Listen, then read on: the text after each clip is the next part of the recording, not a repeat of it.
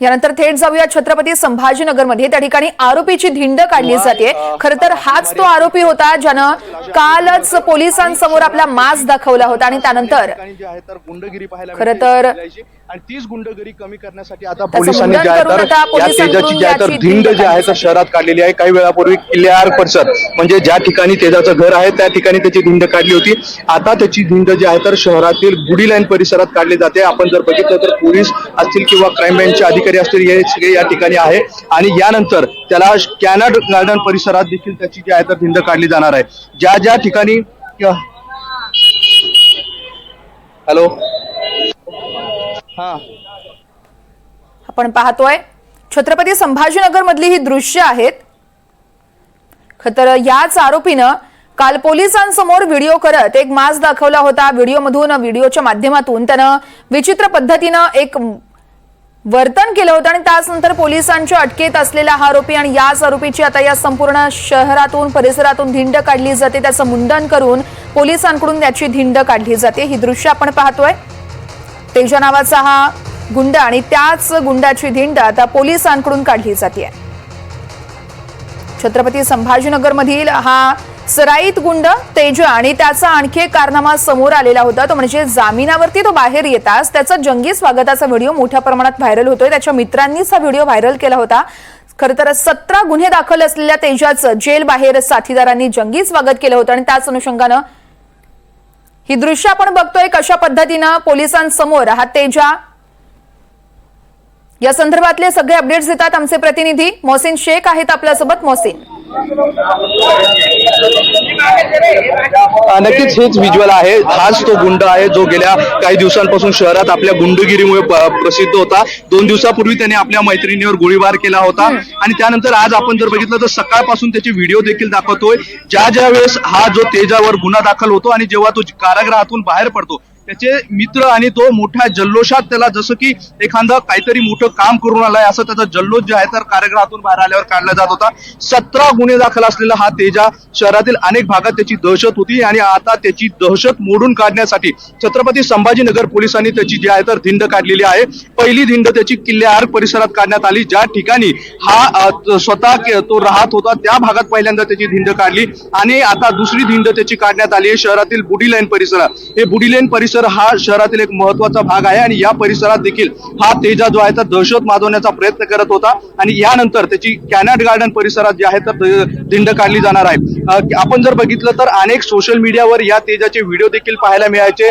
प्रचंड अशी दहशत त्याची होती, गुंडगिरी त्याची या भागात पाहायला मिळायची आणि ही सगळी कारवाई जी आहे तर पोलीस आता या सगळ्या याची दहशत जी आहे तर कमी करण्याचा प्रयत्न करतात आणि त्यासाठी त्याची धिंड जी आहे तर काढण्यात आलेली आहे। त्याच्या पायात चप्पल देखील नाहीये आणि त्याचा जी परिसरात किंवा या भागात जो आहे तर लोकांवर तो दहशत करायचा, अनेक लोकांना मारहाण करायचा, त्याच्यावर अनेक खुनाचा प्रयत्न सारखे गंभीर गुन्हे दाखल आहे। असे असताना आता त्याला जे आहे तर त्याची दहशत कुठेतरी कमी करण्याचा प्रयत्न केला जातोय।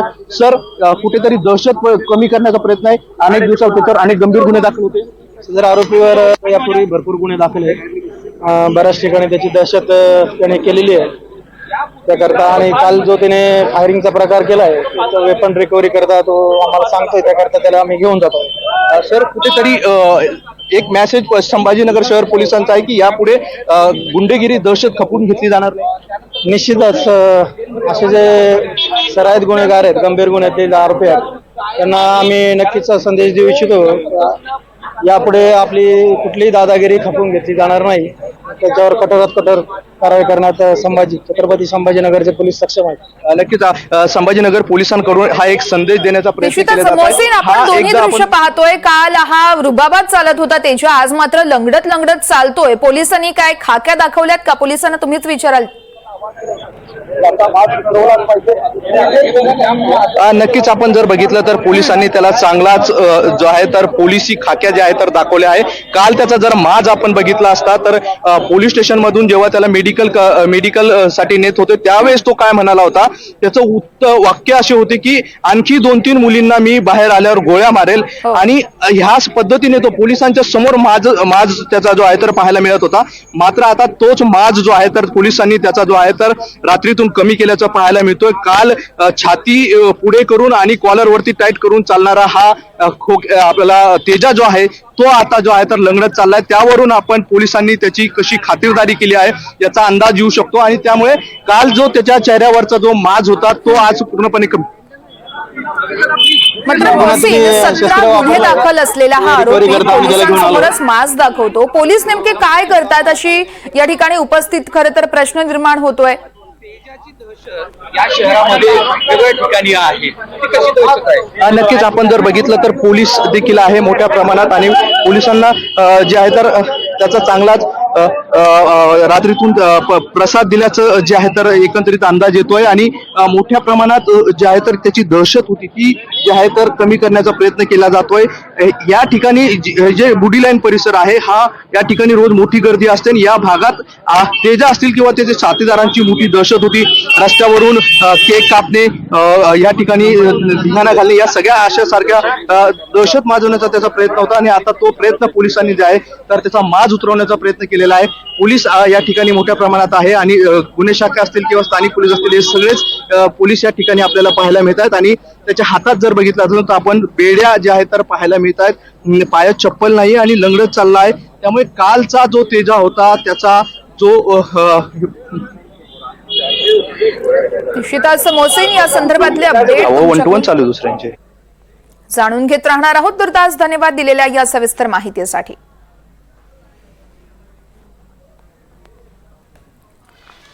तर याच तेजाचा काल पोलिसांसमोर कसा माज होता पाहूया.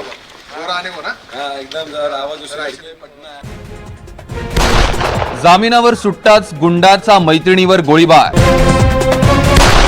पोलिसांसमोरच गुंडाची मुजोरी. म्हणाला आणखी 2-3 मुलींना गोळ्या मारे.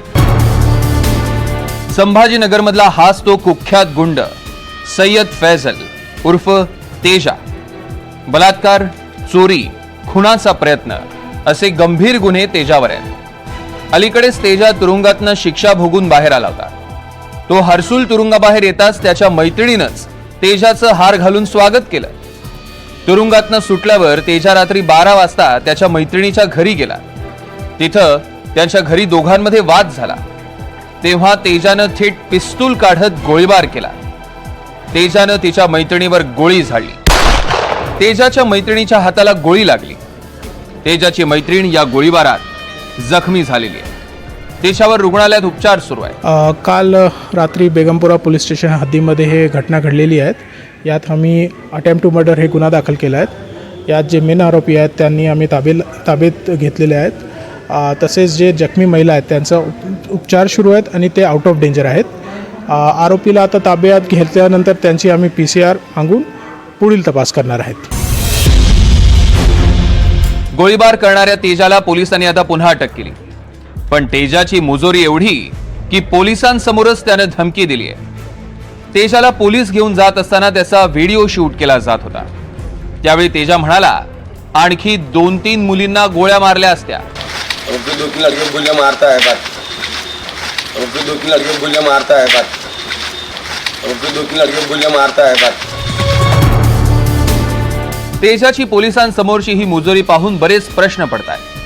खाकी वर्दी समोरच तो आणखी 2-3 मुलींना गोळ्या मारण्याची धमकी देतो तरीही एकही पोलीस कर्मचारी त्याला दम देत नाही. तेजाला पोलिसांनी ज्यावेळी पोलीस स्टेशनमधनं बाहेर आणलं त्यावेळी त्याचे साथीदार व्हिडिओ शूट करत होते.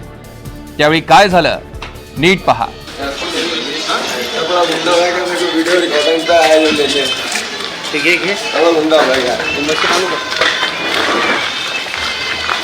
उठना जरा मुंह तो पोचन दे. चांगलं घे रे बाबा. गोरा आणि ना हाँ एकदम जरा आवाज उसका इसलिए पटना है बस जरा क्या. 2-3 लड़के गोलियां मारता है बात.